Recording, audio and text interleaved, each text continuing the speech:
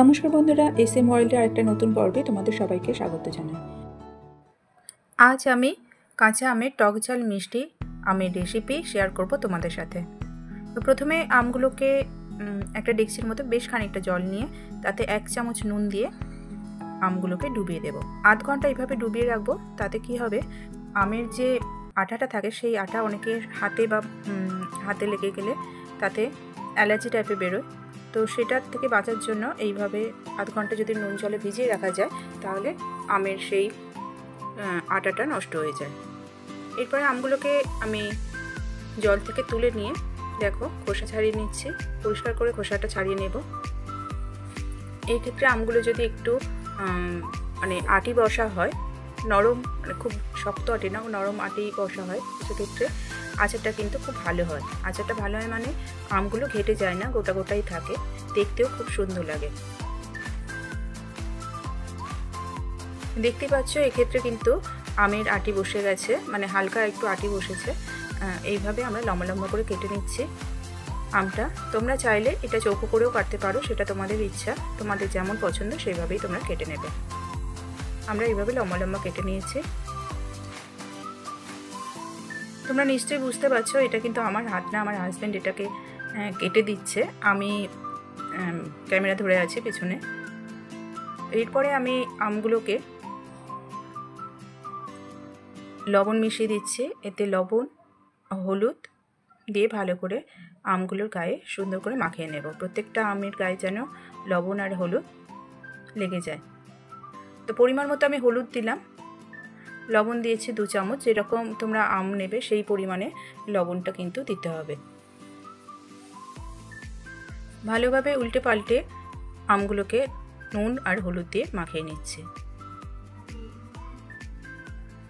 আমগুলোকে ভালো করে নুন হলুদ মাখিয়ে নেওয়ার পরে 2টো থালা নিয়েছি আমি, পরিষ্কার করে ধোয়া এবং শুকনো করা 2টো থালা। তার উপরে আমগুলোকে দিয়ে দিলাম।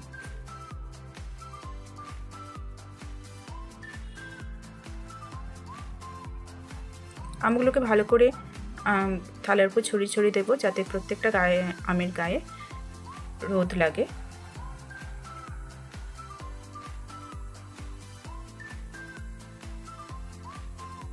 দেখো 2টো থালায় আমি আমগুলো নিয়ে নিয়েছি। এরপরে আমি যাব ছাদে।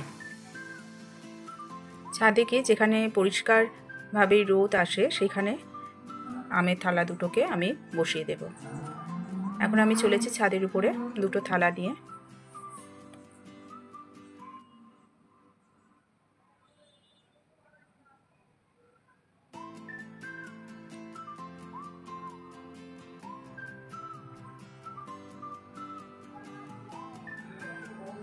দেখো পৌঁছে গেছি ছাদে। ছাদের একটা কার্নিশে আমাদের খুব ভালো রোদ আসে, সেখানেই থালা 2টোকে আমি বসিয়ে দিচ্ছি। এই সময় খুব পরিষ্কার রোদ আসে আর খুব ভালোভাবে রোদ পেয়ে যাবে। দেখো খুব সুন্দর কিন্তু রোদ পাচ্ছে।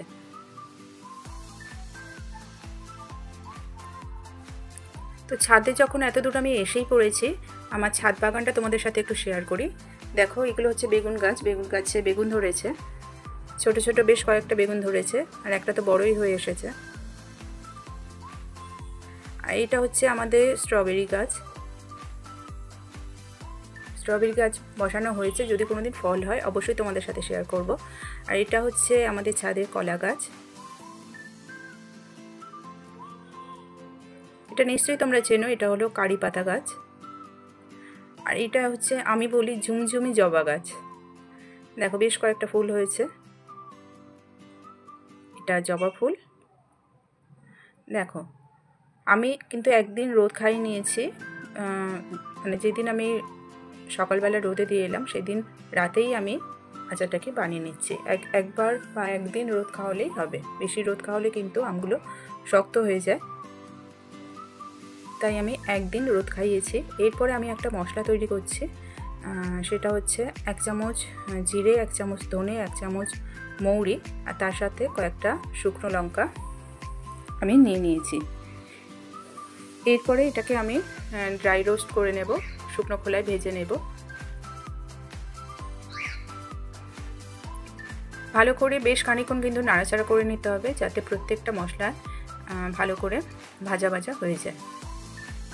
যখন মশলাটা একটু লাল লাল হয়ে আসবে এবং সুন্দর একটা গন্ধ বেরোবে, তখন মশলাটাকে নামিয়ে নিতে হবে। দেখো মশলাগুলো কিন্তু বেশ লাল লাল হয়ে এসেছে।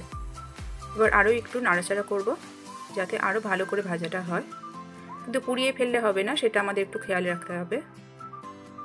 এই সময় বারে বারে নাড়াচাড়াটা করে যেতে হবে। ভাজা হয়ে গেছে, আমি মশলাটা নামিয়ে নিয়েছি।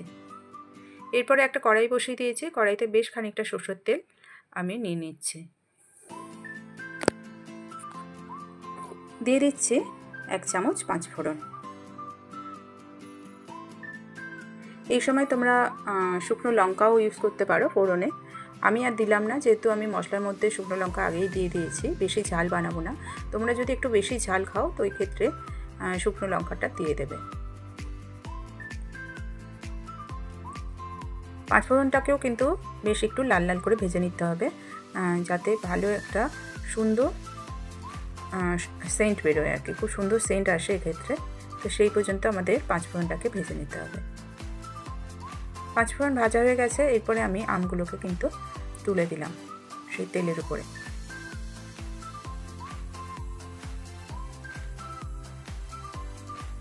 এইবার তেল আর 5 ফোড়নের ভাজাটাকে ভালো করে আমের সাথে মিশিয়ে নিতে হবে কড়াইতে।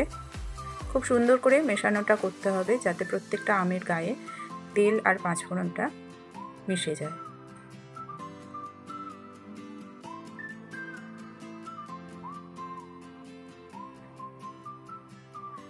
দেখতেই পাচ্ছ তোমরা, আমি একটু ভালো করে মিশিয়ে নিচ্ছি। বেশ খানিকক্ষণ ধরে আমটাকে তেলের সাথে আর 5 ফোড়নের সাথে নাড়াচাড়া করে নিলাম। এবার দিয়ে দিচ্ছি আমি চিনি। যেহেতু এটা টক ঝাল মিষ্টি আচার হবে, তো চিনিটা আমি একটু বেশিই দিলাম। অ্যাকচুয়ালি ঝালটা আমি একটু কমই রেখেছি, তাই মিষ্টিটা একটু পরিমাণ মতো দিলাম। তোমরা যদি ঝাল আচার খেতে চাও, সেক্ষেত্রে মানে ঝালটা বেশি চাও, সেক্ষেত্রে লঙ্কাটা একটু বাড়িয়ে দেবে আর চিনিটা সামান্য কম করে দেবে। খুব বেশি কম করো না, তাহলে সেটা টক আচার হয়ে যাবে। চিনিটাকে আমি খুব ভালো করে কিন্তু মিশিয়ে নিলাম আমের সাথে। এরপরে একটা ঢাকা চাপা দেবো। ঢাকা চাপা দিলে কি হবে, চিনিটা গলে গিয়ে ওটা একটা গলে যাবে। যেহেতু আমি জল দেবো না, তো চিনিটা গলে গিয়ে ওটা জুস টাইপের হয়ে যাবে। এরপরে যে মশলাটাকে আমি ভেজেছিলাম, সেটাকে একটু ঠান্ডা করে নিয়েছি, নিয়ে এইভাবে মিক্সিতে দিয়ে আমি গ্রাইন্ড করে নিয়েছি। খুব বেশি পাউডার করব না, এটা হালকা একটু গ্রাইন্ড করে নেব, যাতে একটু গোটা গোটা ভাবটা থাকে। তাহলে আচারে খুব ভালো লাগে, দেখতেও ভালো লাগে, আর মুখে যখন পড়বে খুব ভালো লাগে খেতে। এবারে দেখো, আমি আমের মানে যে আচারটা আমি ঢাকা দিয়ে রেখেছিলাম আমগুলোকে, সেটাকে তুলে নিয়েছি। আর দেখতেই পাচ্ছ তোমরা কতটা চিনি গুলে কতটা জল জল মতো হয়েছে, চিনিটা গুলে গেছে, চিনির রস হয়ে গেছে। তো এই সময় আমি আরও একটু নাড়াচাড়া করে দেব। তোমরা যদি গোটা গোটাই খাও, মানে আম একদম গোটা গোটা রাখতে চাও, তাহলে এই সময় নামিয়ে নেবে।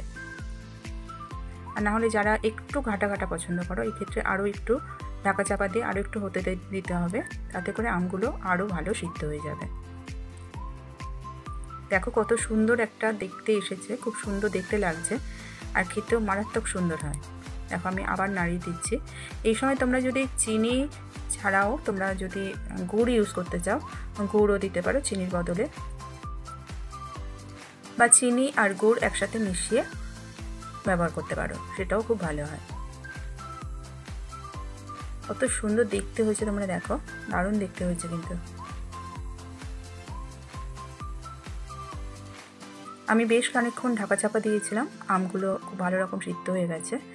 এবার মশলাগুলোকে, যে মশলাটা আমি বেটেছি গ্রাইন্ড করেছি, সেটা উপর থেকে দিয়ে দিচ্ছি, দিয়ে ভালো করে মিশিয়ে নেব।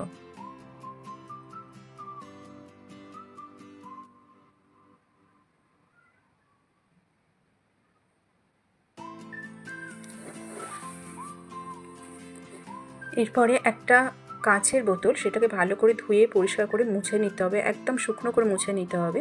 আর তার মধ্যে এই আচারটাকে দিয়ে তোমরা বেশ কয়েকদিন পর পর একটু রোদ খাইয়ে নেবে, তাহলে অনেক দিন পর্যন্ত আমের আচার ভালো থাকবে।